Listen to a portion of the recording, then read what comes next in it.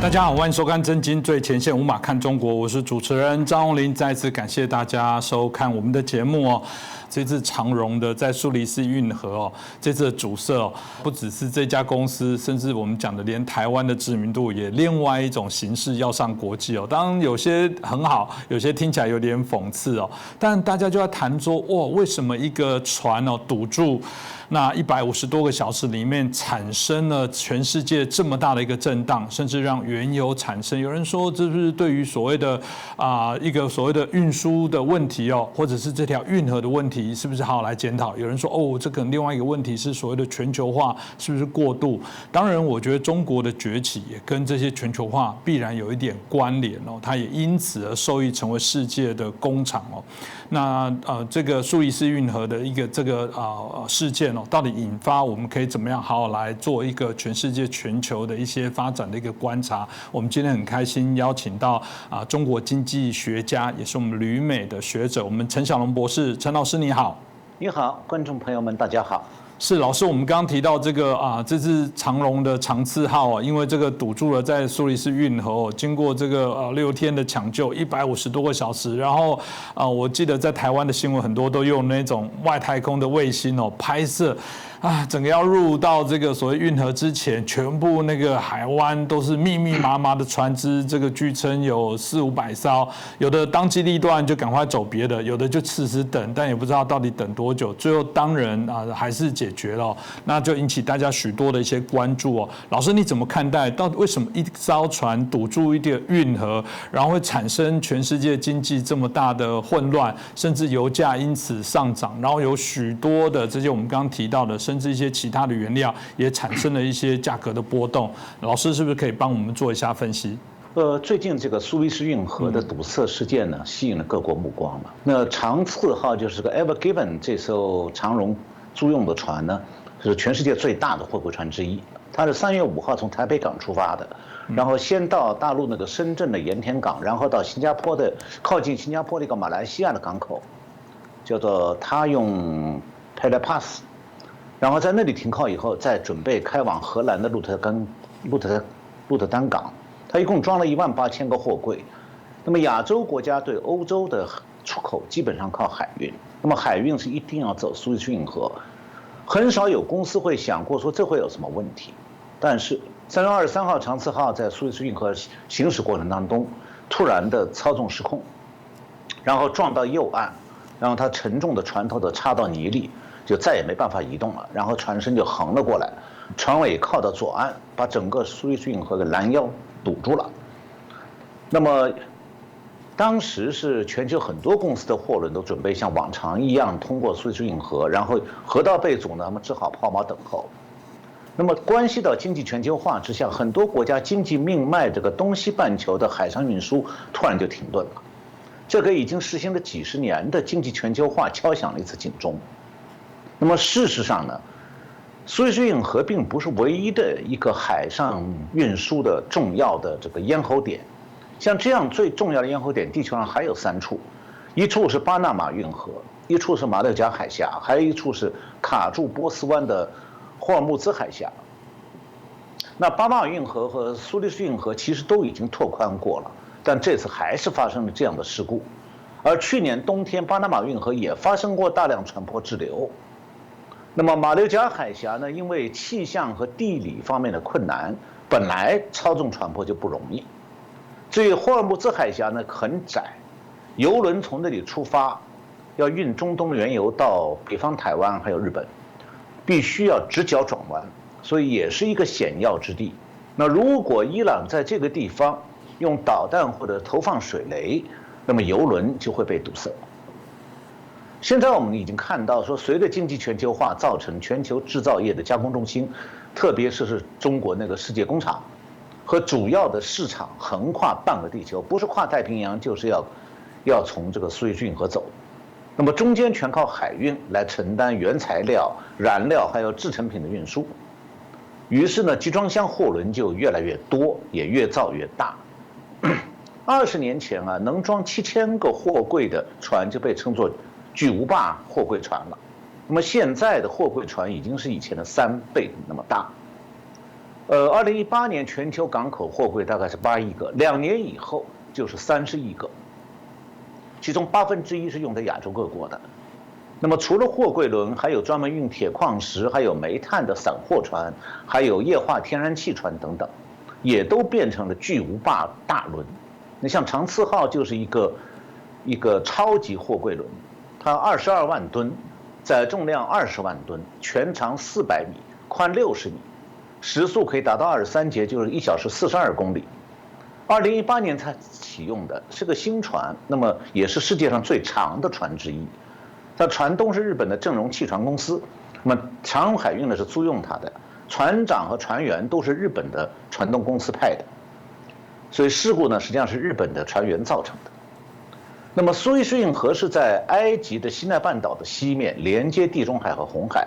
是亚洲、非洲和欧洲之间的水上交通要道，全长163公里，1869年就通航了。那么如果从这边走的话，就可以直接从红海进地中海，如果不这么走，要绕非洲大陆，就要多走7000公里海上的行程。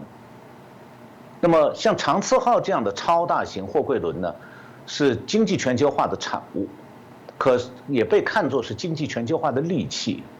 但没有想到，经济全球化这个利器突然变成杀器，因为它太大，一旦失控就堵住苏伊士运河，又因为它载重太多。一旦在岸边卡住的话，就没有办法卸下上面的18000个货柜，也不能指望拖轮能拖得动它，所以它当时卡在那里的时候没有办法动。那么亚洲和欧洲海上运输因此中断了。当时最悲观的估计是说，如果船被卡住，船上沉重的集装箱压的船体结构要是破裂的话，船会断成2截。那么船上货柜就会滚进苏伊士运河，那就不知道要花多少人力物力才能把破裂的船和大量货柜打捞出来运走。那样的话这个苏伊士运河就相当长一段时间不要走了。那万幸的是呢，差不多堵1个星期以后，苏伊士运河的管理部门想方设法让船头周围的泥挖出来，然后趁潮水上涨把长次号拖出来了。那么然后就400多艘在等待的船舶排队通过，现在基本上恢复正常通行了。不过，全球最大有个集装箱集团叫 Maersk， 这个公司表示说，长次号受困苏伊士运河对全球行业造成的影响，这个连锁影响，因为还影响到很多国家的货柜和港口运输、卸货、装货，可能要几个月才能解决。那么这起事故不但是造成这么大混乱，而且造成严重经济损失。每天经过苏伊士运河的商船要运载差不多100万桶原油，和全球8%的液态天然气，还有就全球贸易至少12%的商品，包括像服装、家具、工业生产零件、汽车部件等等。所以德国有一家保险巨头叫做 Align， 它的估计是说，这次运河堵塞对全球贸易造成的损失大概是60亿到100亿美金。那么全球经济的增长率是减少0.2到0.4个百分点。那么另外一家 Euler Hermes 一家贸易信用保险公司，它的估计是说，这一次巨轮堵住苏伊士运河，每天可以产生100亿美金的全球贸易损失。那我们都知道，这个大量海运是经济全球化的必要条件，但是当经济全球化如此依赖全球海运的时候呢，这一次运河堵塞事件表明啊，一旦海上运输在关节点上遇到梗阻的时候，经济全球化同样可以造成多国经济的部分瘫痪。那对于像原油、粮食采购还有汽车等等出口都要依赖海上运输的日本，当然也包括台湾，让上面这个海运的几个咽喉要点都潜藏着物流瘫痪的风险。那么这同时也意味着更加危险的情况，就是说在经济全球化过度依赖海运的情况下，中美冷战当中的某一方是有可能卡住海运的咽喉要点的。这种非军事手段对欧洲和亚洲的都会造成巨大的经济压力和经济风险。是，刚刚听的老师这样介绍，的确延伸了许多包含我们谈到的这个全球的这个经济全球化的一些问题哦。另外一个部分，从战略上来说，这里知道我们过去老师也一直在谈到，我们在广义谈印太战略的部分。如果你只是谈军事的部分，会觉得那只是军事的部署。某个角度来讲，它也会是经济重要的一些航运航道相对应的一些影响。所以这些联动，我想从这个运河的事件哦，卡船事件，大家可以好好后续的许多的讨论哦。那当然再继续谈经济全球化的部分，老师刚刚提到这个整个经济的损失哦，在这次预估是非常的吓人，那非常庞大的一个数字哦。那从不管是晶片的短缺、武汉疫情对于全球经济的相关的一些影响啊，乃至于这一次的这个运河卡船的一些事件哦，有人就会说，这是不是就是过度全球化的问题哦？老师你怎么解读呢？到底这个全球化，就是我们刚刚提到的，在经济发展好像是非常重要的，大家也认同这样的一个趋势。可是某种程度来说，显然这个全球化、经济全球化的问题哦，是不是也产生了一些大家的讨论跟反思呢？有啊，这个经济全球化的好处呢，其实是有前提的。前提就是世界处于和平环境。那么经济全球化的好处呢，也不是无条件的。它必须是在全球范围内不能有大的意外事件发生，否则的话，经济全球化就会陷入混乱。那么幸运的是，过去30年，直到去年上半年，亚洲、欧洲、美洲基本上都是和平环境，也没有遇到过重大的意外事件，所以商家基本上已经忘掉了意外事件的风险。那么去年以来，经济全球化遭到了一系列的这个意外事件的冲击。那么苏伊士运河堵塞事件呢，只是其中之一，至少还有另外2个事件产生了更大、更长久的冲击。一个是中国的新冠疫情，造成世界工厂和世界许多国家的经济活动一度停摆，那么到现在还没有完全恢复正常。另外一个就是大家可能不知道的，就是疫情对全球经济的冲击啊，意外的还造成了全球货柜循环陷入混乱，然后全球海运的货柜不足了，导致海运费用上涨，因此引起了全球物价上涨和通货膨胀。那么《纽约时报》前几天刊登过一篇文章，说这是经济过度全球化。那我个人认为啊，什么样的全球化是适度的，其实是要看全世界的国际经济环境的状况，没有一个什么固定标准来判断什么是适度，什么是过度。其实谁也不知道。所以没有必要像《纽约时报》这篇文章的这个长期的资深的经济记者，像他这样乱用名词哈。其实与其如此乱用名词，还不如分析一下意外事件为什么会造成经济全球化、全球经济的混乱。那么大家都知道，疫情造成世界各国经济停顿，但是疫情也同样造成了全球物流梗阻、货柜短缺。那么这一点不光是大家没想到的，世界各国大公司也全都没想到，更没有采取预防措施。那是自从疫情爆发以后，由于世界各国都要实行疫情封锁，那么全球货物运输就急剧减少，然后各国船运公司就暂停航线，大幅拆解闲置的货柜船。全球12大货柜运输公司11家在削减运力，减少船队数量。那么还有不少中小型船运公司呢，因为经受不起长期停航造成的经济压力，就已经倒闭了。那么疫情期间，世界各地港口不能正常运转，加上运输停滞、船舶停航，这个限制了货柜的流转，结果造成货柜在中国的港口大量积压。那么中国疫情缓解以后呢，大量货柜就运到欧美各国，但是在欧美各国没有办法及时的卸货，也没有办法及时装货回运亚洲，结果大量的空货柜就在美国、欧洲和澳洲积压了，这又造成了中国出现货柜短缺，全球货运的流就开始出现中断。那么去年11月是美国的消费旺季，那么中国出现需要满足美国市场需求，需要大量出口，这个时候中国偏偏出现了货柜短缺，那个一柜难求，每个货柜的海运费用急剧上升。比方讲，去年3月初从中国运到美国这边的每只货柜运费是1360块美金，那到9月份从上海出口到美东或者美西，每个货柜的运价已经涨到4620块和3800块，那么差不多上涨2倍半。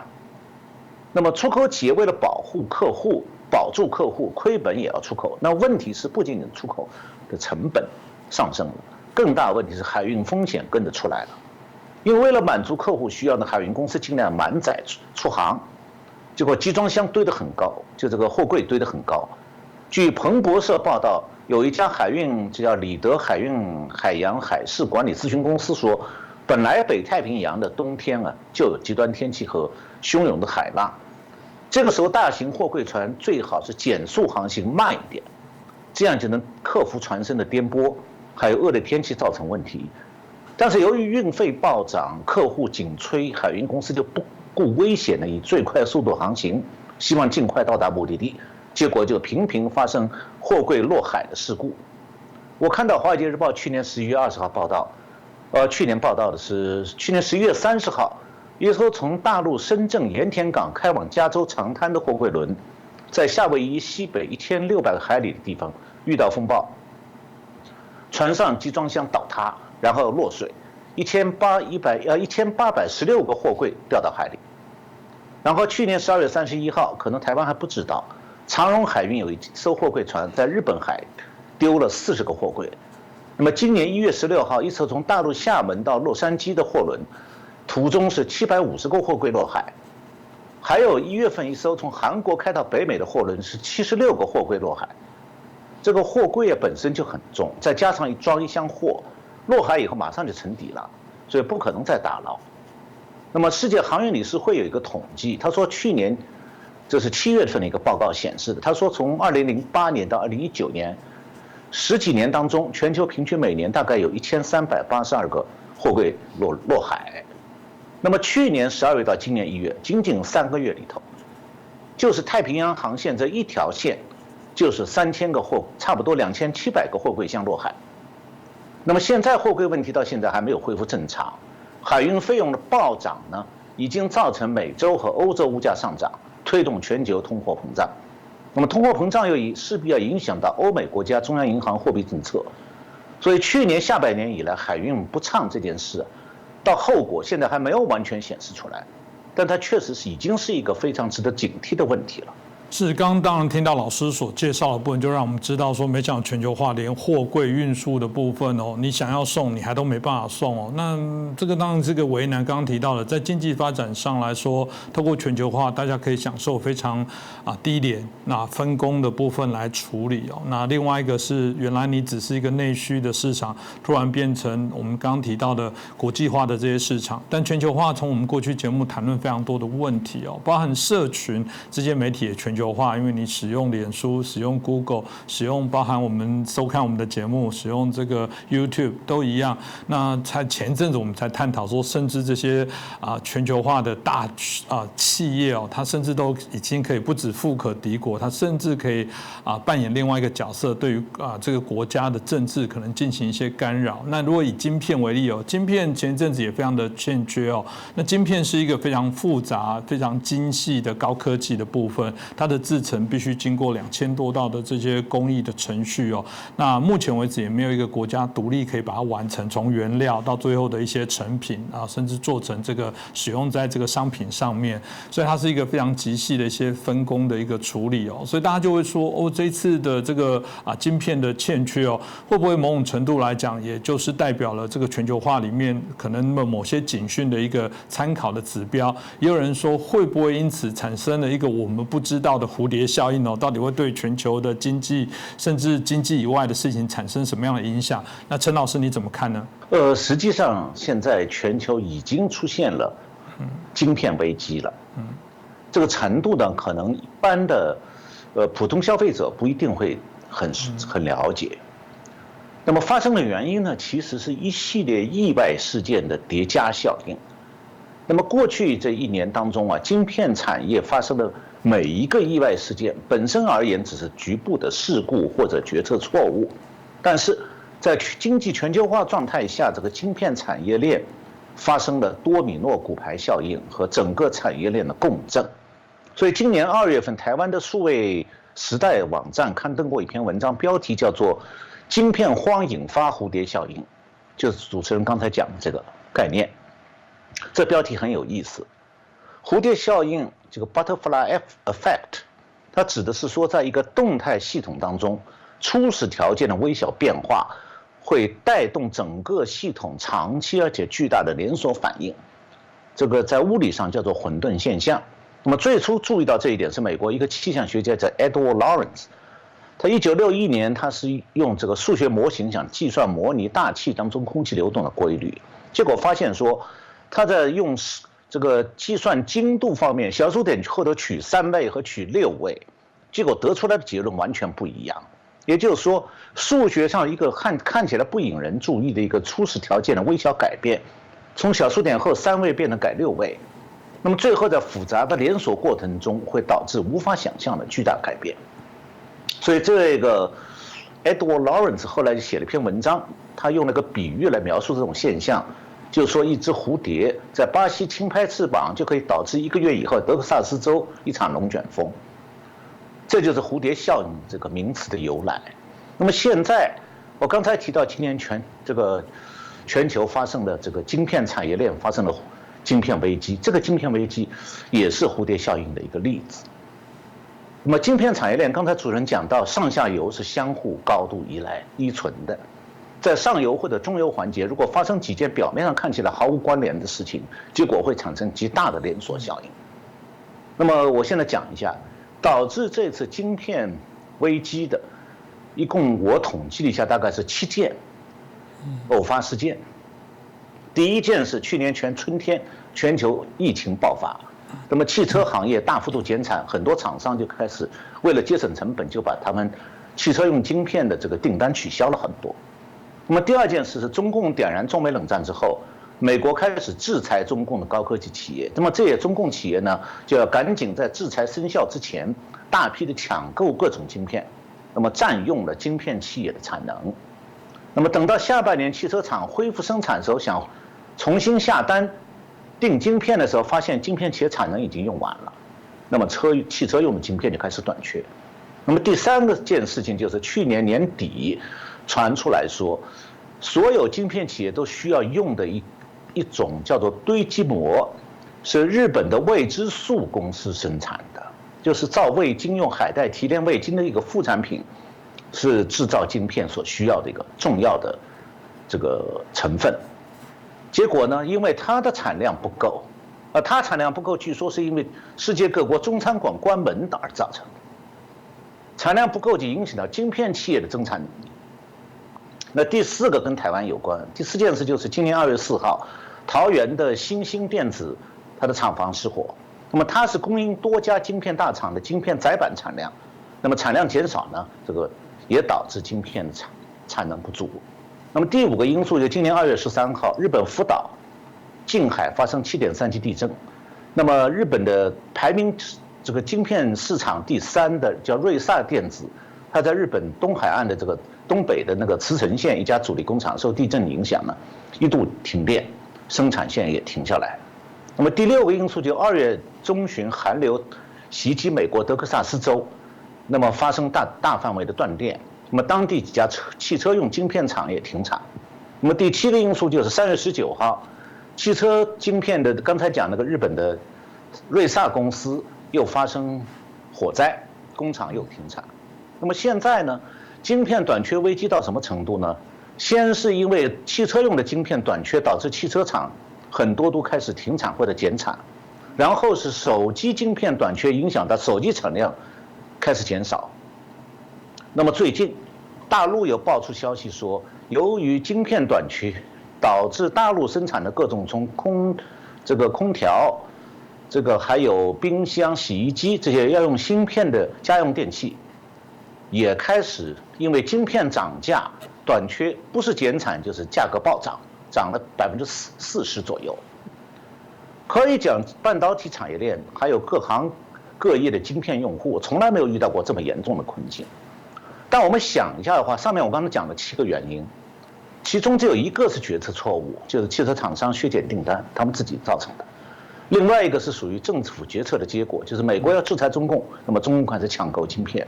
那么剩下5个因素当中，2个是天灾，就是日本地震和美国寒流；2个是日本企业和台湾企业失火；还有一个原因，我刚才提到了是不确定的，就是是不是因为中餐馆关门导致日本味精公司的产量下降，然后这个它生产的那个堆积膜产量也跟着下降。那么这些因素彼此是没有关联，也发生在不同国家的，却共同导致晶片危机。那么虽然现在说起来在整个半导体领域里头，汽车用的晶片只占整个市场不到10%，大概1年400亿美金的购买量，但现在晶片危机已经冲击到各国经济了，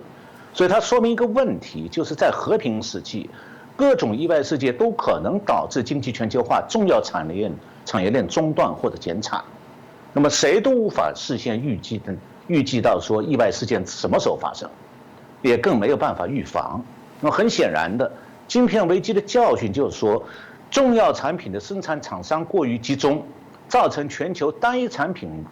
这个产业链的单一化，就是某种产品就是一个国家一个工厂在生产，那么一旦发生无法避免的意外事件，几个关键厂商遇到麻烦，全球经济会遭到打击。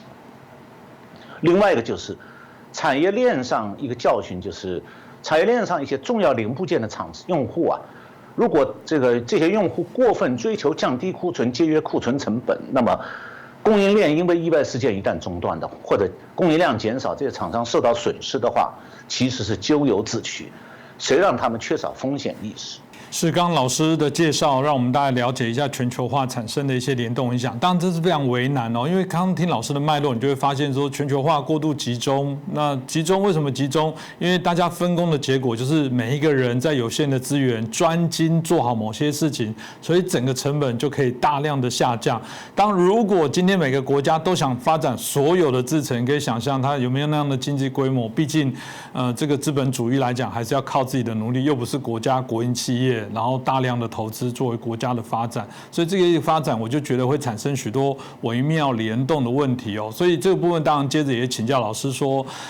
当然了，商人还是想办法在获利嘛，然后在商言商，所以大家就会好奇说，那老师从你因为毕竟你也是经济学者哦。这怎么样呢？在全球化这样的一个发展，或者从这几个事件这样子到目前为止，对于全球经济化的这些所谓的联动的一些产生影响，老师会有什么样的一些建议？主持人刚才讲到在商言商，在台湾也经常能听到一些人讲哈，说我们台商在大陆有很大的经济利益，所以必须两岸保持和平，不能损害和中共的关系。而讲的委婉一点的，就会说，我们在商言商，我们不谈政治。这个话貌似是有道理的。但好像其中忘掉了什么重要的东西。首先呢，就是两岸的政治关系是台商能够完全左右的吗？还是相反，是两岸政治关系在左右台商的决策？我想答案是不言自明的。实际上，一直是中共的对台政策在左右台商的命运。那么更广义的看，在世界各国和中共的关系当中，中共一直是在左右着各国商人的命运。美商是这样。欧商是这样，日商也是这样，台商更是如此。你比方最近中共的凤梨政策，就直接破坏了台湾这个出口商的一些利益，这是个典型的案例。那我前年我到台湾的时候，在北海岸这个外木山滨海风景区，我注意到说，从基隆港不断会有这个集装箱货轮出海，然后从他们走的方向看，都是往大陆方向开。那么我想高雄港也是这样的情况，但是一旦中共开始在台湾备战、台湾周边备战或者频繁的演习，海运还能正常吗？那么，如果中共甚至一旦要攻击台湾，他会顾及到说在两岸经商的台商的损失吗？其实不会。我上次节目介绍过这个人类现代史上绥靖主义的失败例子。那么，海峡对岸的政权是个极权主义的政权，它具有法西斯性质。那么，中共从建立政权以后，他就有控制亚洲乃至控制地球的野心，他甚至认为要打核大战来达到他的目的。那么，所以中共这种政权比苏联还危险。那么，当然我们可以今后来介绍一下中共对外侵略野心的历史，那可能要讲1个小时，但很多台湾观众可能不了解。那么这方面的资讯，其实就关于中共全球野心的资讯，现在看来变得越来越重要，因为中共已经点燃了中美冷战了，同时还在为台海这个热战在磨刀霍霍。那么对希特勒、东条英机还有中共这样的当局，他们什么时候怜悯过自己要攻击那个地区的商人了？我在我的另外一个节目里看到有观众留言说，最可怕的是别人想要你的命，你还在做梦跟对方做生意。这个留言的人他讲的中美之间的状况，其实对两岸也一样适用的。那么在商言商啊，在风平浪静的年代当然如此。那么交往的双方啊，没有冲突的时候也是如此。但是，在风波迭起的年代，还能天真的在光讲在商言商吗？那么进一步看，经济全球化的时代里头，一国的商家能够左右全球局势吗？那如果发生意外风险，商家有没有准备呢？所以今天啊，谈经济全球化时代的风险，其实很有必要。而且长期以来，世界各国的媒体和大学课堂里只讲经济全球化的好处和必要性，虽然概念上也会说一下，说会有一点风险的，但是很少有专家愿意具体去分析经济全球化可能面临哪些风险。那么各种风险到底会有多大的后果？我看到德国有一个博士叫 Thies Peterson， 2018年写过一篇文章，叫《全球经济的7个风险》。他提到的是这样7个：第一个是全球流动性过剩，第二是债务增长，第三是保护主义抬头，第四是地缘政治冲突升级，第5是社会不稳定性增加，第6是美国的利率上升，还有第7是技术进步减少低技能工人的就业机会。这样的分析呢，还算是一种比较简单的纯经济视角，但很显然它漏掉了很多重要因素，太避重就轻了。那么很多关于经济全球化风险的分析也都是轻描淡写的，可以讲迄今为止，国际社会里高调鼓吹经济全球化的专家太多了，冷静分析经济全球化现存格局风险的人又太少了。你做生意不能只想怎么赚，你不想可能会赔得肉痛，这样的企业家多半会失败。那么经济全球化有哪些可能的风险呢？实际上只有我们想不到的风险，没有完美的国际商务环境。那么过去这1年，大家都看到说国际社会接连发生那么多意外事件，从中国疫情危害世界各国，还有全球经济，还有全球集装箱循环乱套，导致各国商品涨价，再到全球晶片危机冲击许多产业，还有输入和卡船，都是大家事先想不到，后果也非常严重的。其实还有一些政治性风险，也造成对经济全球化冲击。比方讲，中美经济摩擦，还有最近刚发生的国际这个纺织品界抵制中国大陆的新疆棉花，因为中共在破坏维吾尔族，所以他们要抵制新疆棉花。那么结果呢，就是中国大陆用全球最好的新疆棉花生产的纺织品，现在没有办法出口了。那如果说台商现在要做中国纺织品和服装出口，你恐怕麻烦最大的就是你怎么证明你的棉花不是中国的？其实呢，这个我们刚才讲的这些各种各样的风险啊，从经济风险、意外事故到政治风险，其中大概只有美中经济摩擦事件有人分析过，所有其他事件用通常逻辑都没有办法事先去推论的。那么这些风险后果也没有消失，他们还在影响全球经济。那么大家可能想知道说，我们还会遇到什么样的经济全球化风险？那我当然不是算命先生哈，我只能按照常识提供一些资讯给大家参考。我想的话，经济全球化的风险大致可以分为军事、政治、经济，还有意外这4大类。那么之所以军事排第1，是因为兵凶战危。如果经济活动活跃的地区陷入军事冲突，生意自然就中断泡汤了。那所谓秀才遇到兵，有理讲不清，自古以来是历来如此的。那么其他几类风险，政治因素，我刚才举的那个抵制新疆棉花就是个例子。那么现在这个新疆呢，纺织业就中国大陆基本上1半的纺织业的产值和出口，很快就全部被堵住了。那么经济风险可以举中美贸易这个谈判这个例子。那美国对大陆出口加征几千亿关税，直接就影响到外商从大陆出口产品到美国。那么拜登上台以后呢，中共一直希望美国能完全取消关税，但现在拜登当局已经宣布说，现在不撤销关税了。那对美国那些经营对美国出口的外商，今后要怎么样规划生意？像这种经济上的风险，关系到企业的盈利和市场销路，所以很多外商现在在中国大陆已经把他们的产能一部分转移到其他国家，今后还有更多的企业要转移。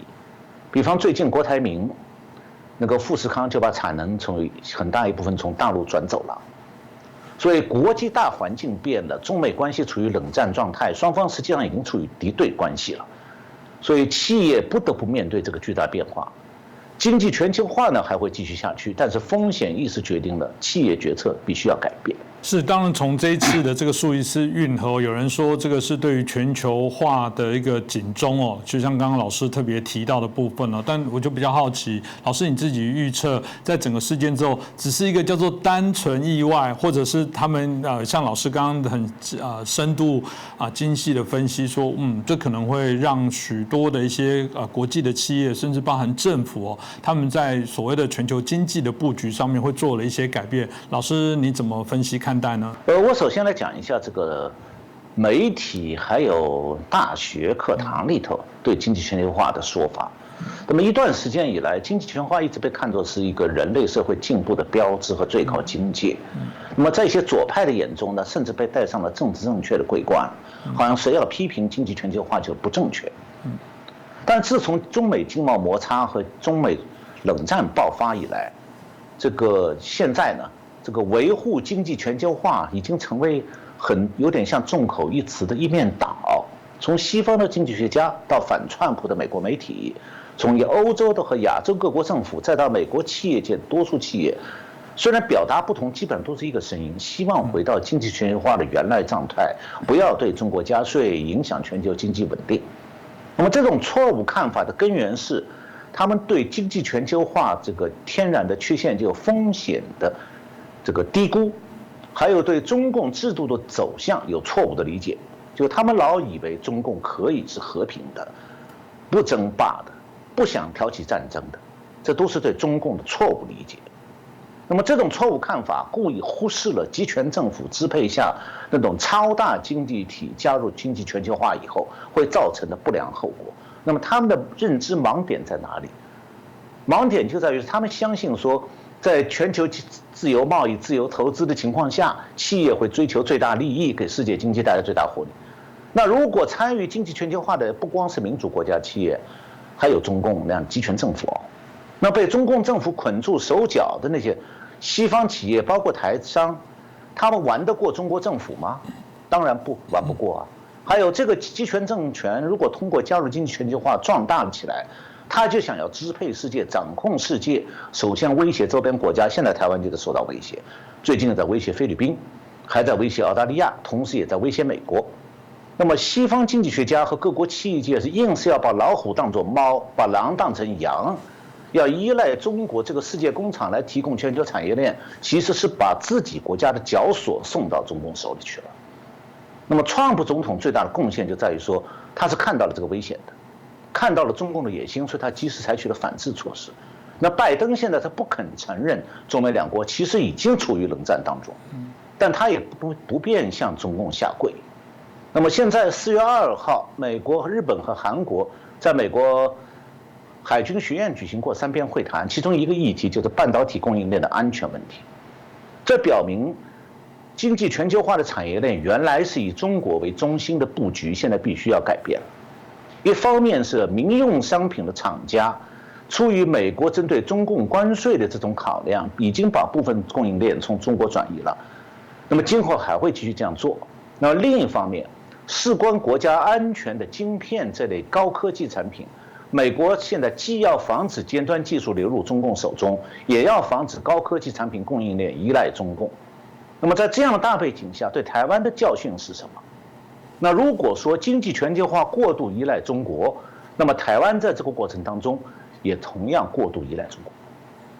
而且呢，经济全球化对中共的过度依赖，有一部分其实是台商造成的，就他们在中间牵线。现在呢，两岸经济携手合作、共同繁荣的这个阶段其实已经过去了，中共已经进入了扩军备战、对外强权的阶段。那么，他威胁台湾的动作也越来越多，两岸关系现在是充满了硝烟的味道。那美国对台湾的保护呢，是台湾安全的主要支柱。那么在这种情况下，台湾从国家安全的考量，也要防止高科技被中共挖走。我看到台湾最近好像立法院在讨论怎么样采取一些立法措施，尤其是要防止中共从台湾挖技术人才去带枪投靠的做法，因为那样既伤害台湾也伤害美国。那么另一方面，也就是需要引导民用品的企业呢，逐渐的摆脱对大陆制造的完全依赖，以免被中共用来动摇台湾的国家安全。那么现在的晶片产业方面，美国一方面是欢迎台积电3年投资1000亿美金，扩大在美国的亚利桑那州那个晶片制造的产能；另外一方面是美国也在准备自己加强这个晶片制造。最近美国之音有一个报道，华盛顿有一家智库叫做战略与国际研究中心，它有一个战略科技项目的主任叫 James Lewis。他表示说，在川普政府对中国的半导体的技术制裁，在制裁中共之前，中共是正走在韩国和台湾走过的成为晶片强国的道路上。但是现在中共没有办法获得西方的先进技术之后，就开始脱离轨道。所以它不仅仅是美国，还有日本一些欧洲国家，现在都不向中国出售最尖端的晶片。那么这又会使中国落后。他说。这个 James Lewis 说，他从中国专家那里听到的消息是说，中国要赶上去，要花10到15年。那么现在台积电在美国建厂造这个2纳米这个尖端产品，实际上就是半导体的供应链最先进部分重新全球布局的一个环节。那么过去几年以来，半导体供应链的晶片制造越来越集中在台湾，几乎92%在台湾。那么中共则利用两岸经济交往密切这种环境，从台积电挖人，为中共的晶片技术赶超奠定基础。那如果半导体供应链的最先进部分一直保存在亚洲，那么中共对周边国家压力越来越大，那未来全球的高科技和经济命脉就很容易被中共拿到手里，成为他称霸的本钱。所以现在台积电的全球多元布局，代表一种新的产业链的发展趋势，就是说。经济上的考量，经济全球化必须纳入到中美冷战的框架当中去。民主国家的供应链布局必须要有安全考量，不能够让涉及国家安全的重点技术和产品布局到事实上是你敌对国家中共那边去。现在我觉得这是中美冷战进入第2年以来，我们看到了一个认知上的突破。就川普总统的国务卿 Pompeo 去年讲过，说中美冷战不是美苏冷战的2.0版。因为中美冷战比美苏冷战难得多。为什么这样讲？就是因为经济全球化1.0版变成了中国依赖版。你如果不改变这个经济全球化的1.0版，就没有办法让美国在中美冷战中取得像美苏冷战中那样的优势。那么当下看来，重新布局全球产业链，可以先从高科技和军工相关的产业链入手，然后再进一步让民用品逐步调整。经济全球化1.0版这种中国依赖式产业布局，当然这个过程肯定是渐进的。不过万事开头难，我们现在已经看到第一步了，那就是台积电所代表着半导体供应链的经济全球化2.0版的布局。那么日本的企业现在同样也在对中国供应链有高度依赖，而且日本企业也已经准备经济全球化2.0版重新布局。我看到最近几天前，日本经济新闻做了一个100名社长问卷调查。那么结果显示呢，日本凡是在日本国内拥有工厂的企业当中，有80%都说他们准备调整产业链了。原来在中国，现在都要调整。比方讲，其中日本富士通的社长石田隆人表示说，虽然无法将世界上所有的这个风险降为0，但我们需要未雨绸缪。要提高遇到状况时的恢复能力。他这个话很典型的反映了日本企业家在经济全球化1.0版遇到风险以后一种冷静的思考。那从另一方面来讲的话，台湾的安全是只能寄希望于中美冷战当中美国和民主国家的最终胜利。那么另一方面，美国和民主国家在中美冷战中的最终胜利，很大程度上取决于世界各国逐步摆脱经济全球化的中国依赖症。那么反过来讲，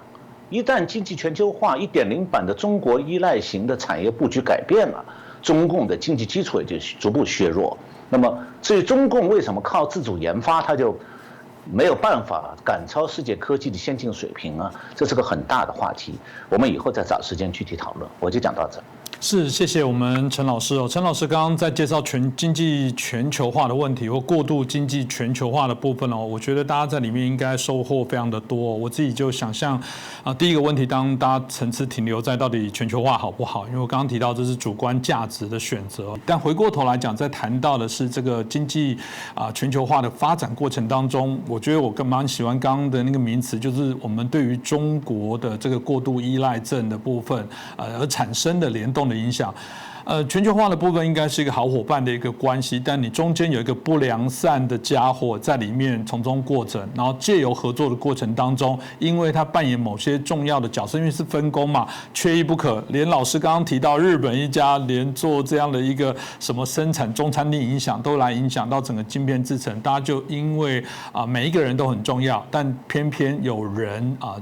借由这个机会来做事做端哦，那当然就我们认为不是一个良好的一起合作的伙伴。我觉得这个问题也刚好让我们重新再厘清中国对于全球经济产生的影响，当然包含它背后这些目的哦，我觉得值得我们好好来观察，那也可以好好来做一些了解哦。那今天特别谢谢我们陈小龙博士哦，陈老师帮我们带来针对经济全球化的问题来做一些探讨。未来我们大家还会继续邀请陈老师帮我们清楚来做分享。那当然也麻烦大家，如果对我们的节目非常的喜欢哦，也请大家帮我们这个转传，帮我们按赞，帮我们推广给更多的好朋友。那当然也欢迎你留言，刚刚有听到了陈老师都会关注大家对他的一些建议跟问题的讨论，我们随时也会在节目当中针对这些问题哦，找机会可以请老师来跟大家分享。那就再次感谢我们陈小龙博士，感谢主持人，感谢各位观众朋友们收看这个节目。